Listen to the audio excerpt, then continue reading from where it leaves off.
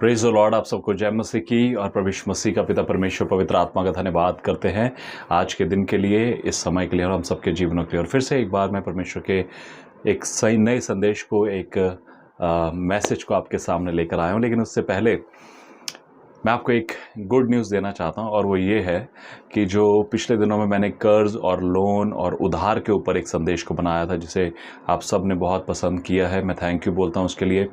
और उसके ऊपर कई प्रकार के कमेंट्स आए हैं और आपने वचनों को, अपने शब्दों को लिखा है वहाँ पर।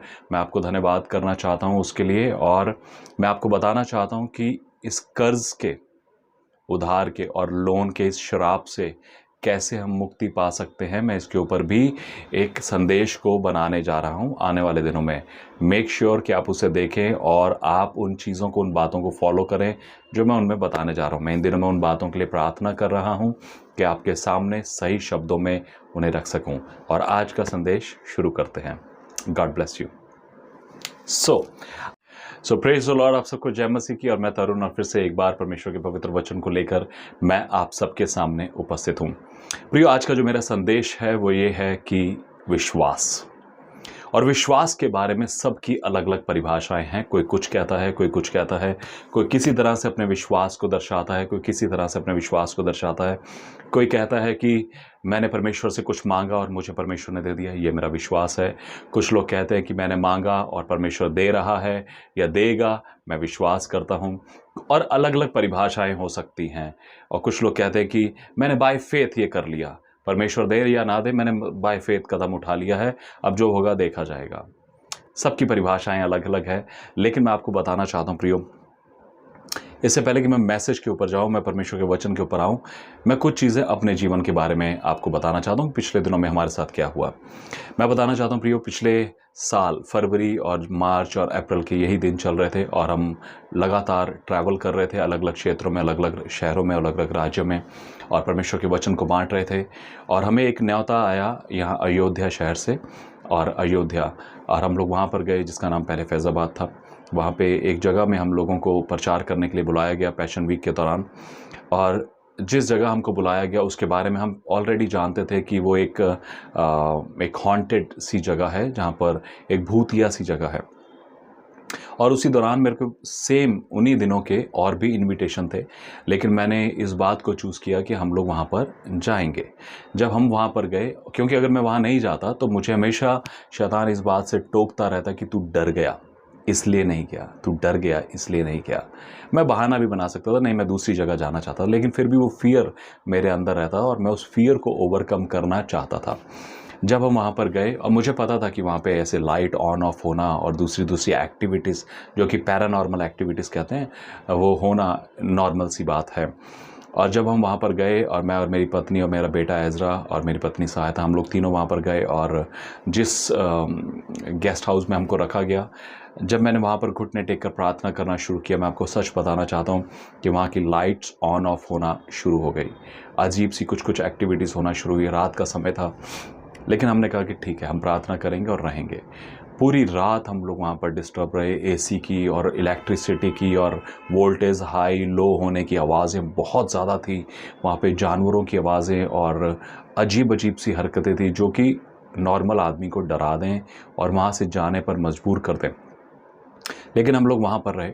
लेकिन उस दौरान मेरी पत्नी के सिर में थोड़ा सा दर्द होना शुरू हुआ।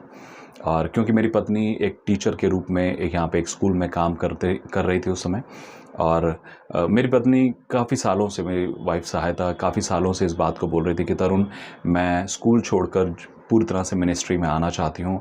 और being a man of God, या एक हस्बैंड या एक पिता के रूप में बहुत से विचार आते हैं कि कैसे गुजारा करेंगे, कैसे चीज़ें होंगी, फाइनेंशियल, और बहुत सी थॉट्स आपके मन में आते हैं और सबके ही मनों में आते हैं, मैं विश्वास करता हूँ। और नौकरी भी छोड़ देंगे तो कैसे मैनेज करेंगे चीज़ों को।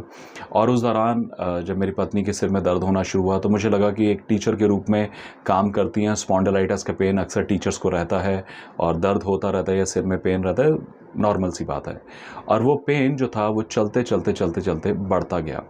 लेकिन जब हम लोग वहाँ से वापस आए तो मैंने मेरी पत्नी से कहा कि ठीक है, अगर आप जॉब छोड़ना चाहते हैं आप छोड़ दीजिए और रिज़ाइन कर दीजिए। और मेरी पत्नी ने उस जॉब से रिज़ाइन कर दिया। जब उन्होंने रिज़ाइन किया तो उसके अगले दिन से वो जो दर्द था वो और ज़्यादा बढ़ता चला गया।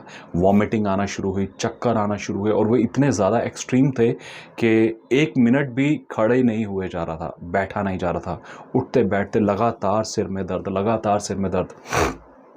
कुछ मेडिकेशंस हम लेते रहे, किसी से पूछा क्या कर सकते हैं, क्या कर सकते हैं, और दवाइयाँ लेते रहे, लेकिन वो सिर दर्द जो था वो बढ़ता जा रहा था। वॉमिटिंग जो थी 5 से 6, 7 होती जा रही थी, कुछ खाया नहीं जा रहा था, रात-रात भर हम लोग बैठ के बिता रहे थे, और इस तरह से 2 महीने बीत गए। फिर किसी ने कहा कि न्यूरोसर्जन से आप पूछ लीजिए, और जब हमने न्यूरो के डॉक्टर से बात करी तो उन्होंने बोला कि एमआरआई करवाइए। जब एमआरआई करवाया गया तो उस एमआरआई में मेरी पत्नी सहायता के ब्रेन में, इस जगह जहाँ पे बहनें बालों को बांधती हैं, इस जगह पर एक बहुत बड़ा रिंग गोला सा दिखा, मैं आप फोटो में देख सकते हैं आप लोग, और एक ऐसा रिंग दिखाई दिया जिसके बारे में डॉक्टर्स जब पता लगाने लगे तो पता लगा कि वो ट्रीटमेंट जो कर रहे थे वो ट्यूबरकुलोसिस, टीबी का, और कैंसर, और फंगल इन्फेक्शन या कोई दूसरा ट्यूमर का, इन 4 तरह के ट्रीटमेंट के लिए वो सोच रहे थे। लेकिन उन्होंने टीबी का ट्रीटमेंट देना शुरू किया, और जब उन्होंने ट्रीटमेंट देना शुरू किया तब समझ में आया कि वो ट्यूबरकुलोसिस है, और उसके सारे टेस्ट हुए, सीटी स्कैन और बायोप्सी और एमआरआई और जो जो भी टेस्ट होते हैं, कई सारे टेस्ट हुए, बहुत महंगे महंगे टेस्ट हुए, और फाइनली उनको पता लगा कि ये ट्यूबरकुलोसिस मेनिंजाइटिस है। जिस संदेश को मैं आपके सामने लाना चाहता हूँ, मैं एक विश्वासी हूँ और मैं परमेश्वर की सेवा करता हूँ।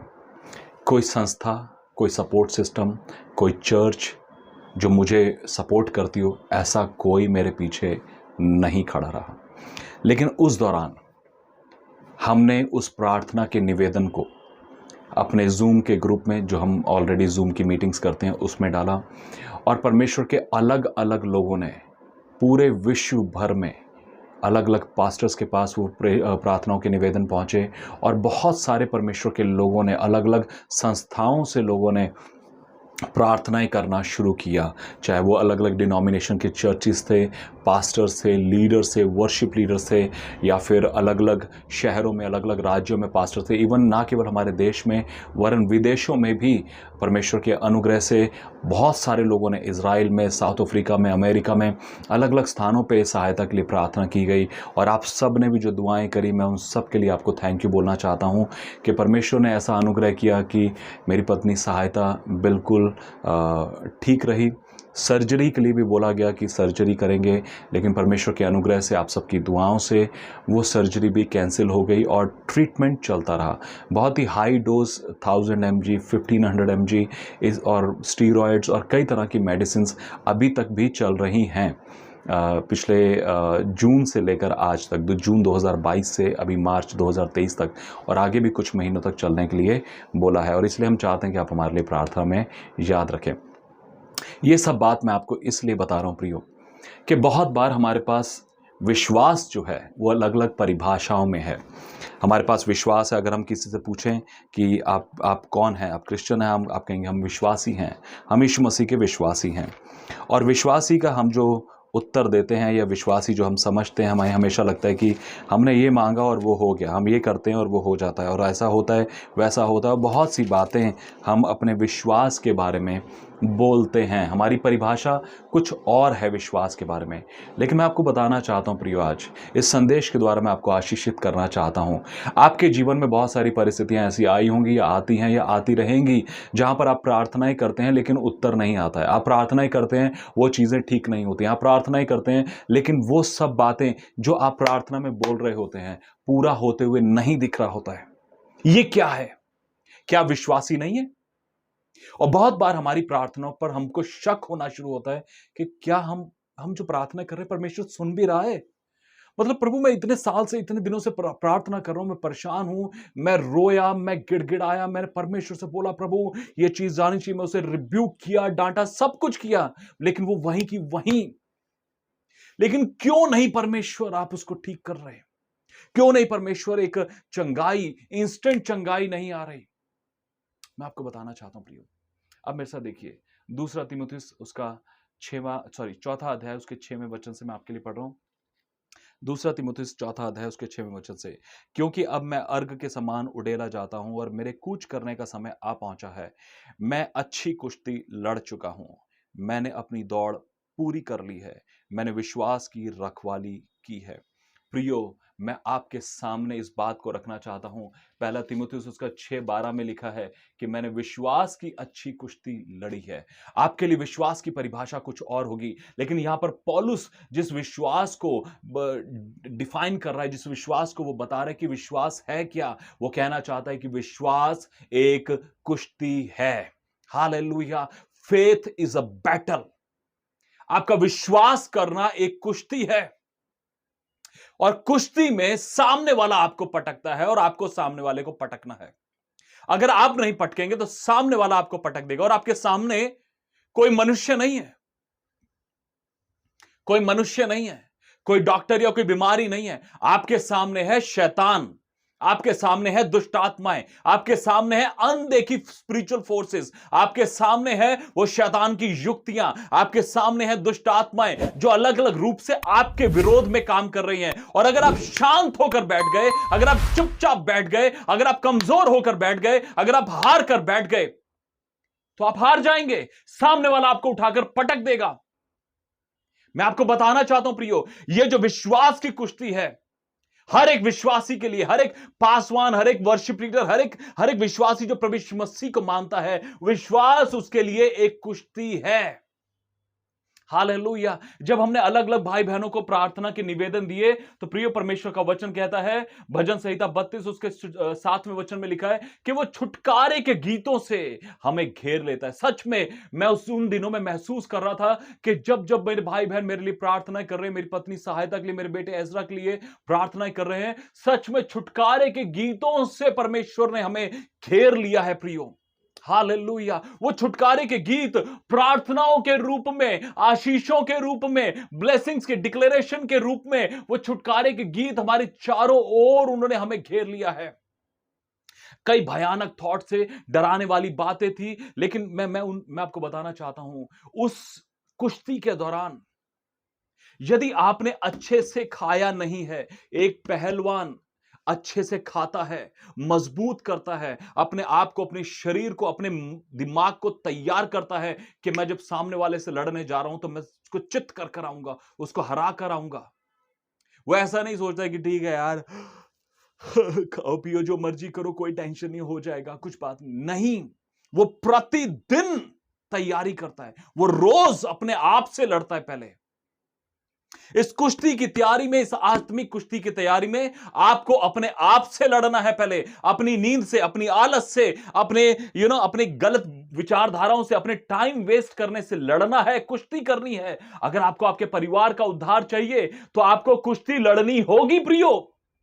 आप चाहते आपकी मां, आपका भाई, आपका बहन, आपके पिता, आपके दोस्त, आपके पहचान के लोग, आपके परिवार के, आपके भाई बहन उद्धार पाए, आपको कुश्ती लड़नी होगी। आपको रोज डिक्लेयर करना होगा परमेश्वर के वचन को। आपको चंगाई चाहिए, आपको कुश्ती लड़नी होगी। आपको उद्धार चाहिए, आपको कुश्ती लड़नी होगी। आपको फाइनेंशियल ब्रेक थ्रू चाहिए, आपको कुश्ती लड़नी होगी। आपको परमेश्वर से कुछ भी चाहिए तो आप घर में बैठे कंबल लेकर सोते रहेंगे, ऐसा नहीं होगा। लेकिन आपको प्रार्थनाएं करनी होगी, आपको कुश्ती लड़नी होगी, आपको वचन की घोषणा करनी होगी, आपको कुश्ती लड़नी होगी। आपको प्रतिदिन एक कुश्ती लड़नी होगी, अपने परिवार के लिए, अपने लिए, अपने बच्चों के लिए, अपनी संस्था के लिए, अपनी मिशन के लिए आपको कुश्ती लड़नी होगी प्रियो। आपका विश्वास एक कुश्ती है प्रियो। हालेलुया। आपका विश्वास एक कुश्ती है, और अगर आप तैयारी नहीं करेंगे आप हार जाएंगे। शैतान जीत जाएगा, आपको हरा देगा, आपके टुकड़े टुकड़े कर देगा। लेकिन अगर आप तैयार हैं परमेश्वर के वचन को और उस ढाल को लेकर, कोई आपको हरा नहीं सकता है, कोई आपको कोई आपके सामने खड़ा नहीं हो सकता है। उस कठिन दौर में परमेश्वर ने इस वचन को मुझे दिया, भजन संहिता 118 में। जब ये कठिन परिस्थिति हमारे सामने चल रही थी, और अभी भी इन दिनों में हम बहुत सी बार निराशा को फेस करते हैं, बहुत सी बार उतार चढ़ाव को फेस करते हैं, बहुत सी बार हम डिप्रेस होते हैं, डिस्करेजमेंट को फील करते हैं।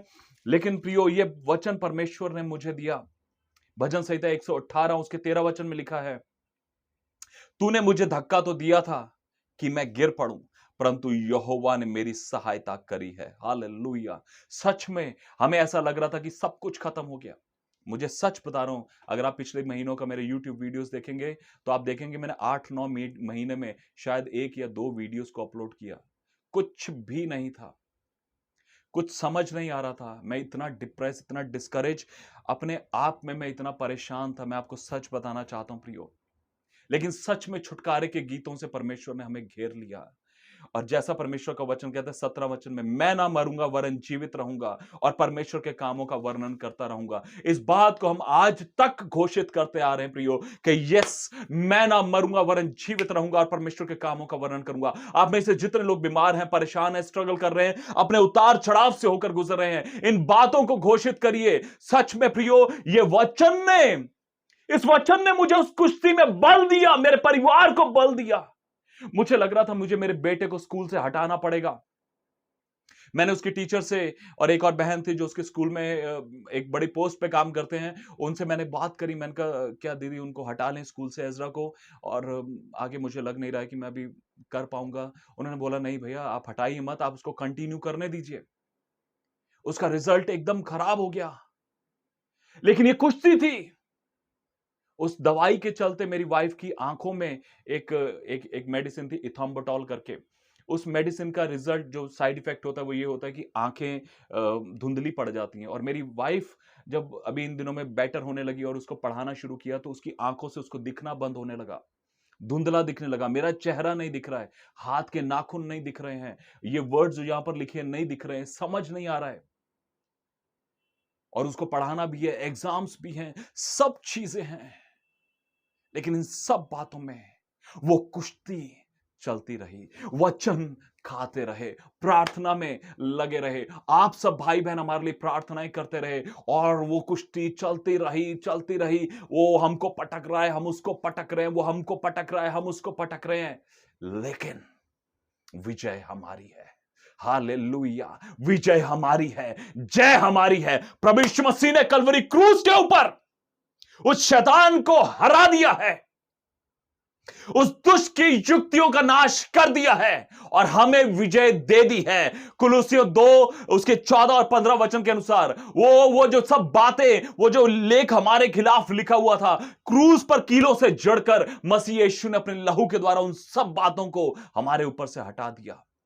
हालेलुया। प्रियो, ये एक कुश्ती है, आपको लड़ना है, आपको कुश्ती लड़नी है और विजय हासिल कर कर आगे बढ़ना है। हालेलुया। यह है विश्वास की असली परिभाषा। This is the real definition of your faith, that your faith is a wrestling. आपका विश्वास एक कुश्ती है। दूसरी चीज वो कहता है, मैंने अपनी दौड़ पूरी कर ली है। आपको दौड़ना है। कोई भी दौड़ने वाला, कोई भी स्प्रिंटर, कोई भी रेसर पीछे देखता हुआ नहीं दौड़ सकता है, साइड में देखता हुआ नहीं दौड़ सकता है। आगे देखकर दौड़ना है, फोकस होकर दौड़ना है, और आपका फोकस सिर्फ प्रभु यीशु मसीह पर होना है प्रियो, किसी और पर नहीं। आपको मसीह यीशु की ओर देखकर दौड़े चले जाना है, ताकि कोई भी चीज आपको उस दौड़ से, उस इनाम से जो परमेश्वर आपको देगा, वो मुकुट जो मसीह यीशु आपके लिए लेकर तैयार बैठा है, उससे कोई वंचित ना कर सके। इब्रानियों 12 में लिखा है, पहले दूसरे वचन में, उस मुकुट को है ना कोई तुमसे छीन ना सके, उससे वंचित ना रह जाओ। कोई भी जो है ना पाप, कोई भी ऐसी बातें तुम्हें उससे छुटकारा, उससे वंचित ना कर दे, लेकिन तुम दौड़े चले जाओ आगे की ओर, धीरज के साथ उस दौड़ को दौड़ो। हालेलुया। और दौड़ना किससे है? अपने पापों से, अपने पुराने जीवन से, जिन बुरे कामों को करते आए उनसे दौड़ना है। पौलुस तीमुथियुस को इस बात को कहता है दूसरे तीमुथियुस में, दूसरे अध्याय में, कि जवानी की अभिलाषाओं से भाग। यस, पुरानी बातों से भाग भाई। जो पिछले करते रहे वो करते के वो सब खत्म हो गया, अब उनसे छोड़ और आगे की ओर दौड़, आगे की ओर भाग। पौलुस इसी बात को कहता है फिलिपियों 3 चैप्टर के 14-15 वचन में, 12, 13, 14, 15 में कहता है, मैं पीछे की बातों को छोड़कर आगे की ओर दौड़ा चला जाता हूं। यस, यही करना है हमें, आगे की ओर दौड़ना है। पीछे देखकर नहीं दौड़ना है। पीछे देखकर दौड़ेंगे तो औंधे मुंह गिर पड़ेंगे। साइड में देखकर दौड़ेंगे कि वो क्या कर रहा है, वो चर्च का मेंबर क्या कर रहा है, वो विश्वासी क्या कर रहा है, वो पास्टर क्या कर रहा है, अरे उसके जीवन में तो बुराई है, उसके जीवन में नहीं। आगे की ओर दौड़िए।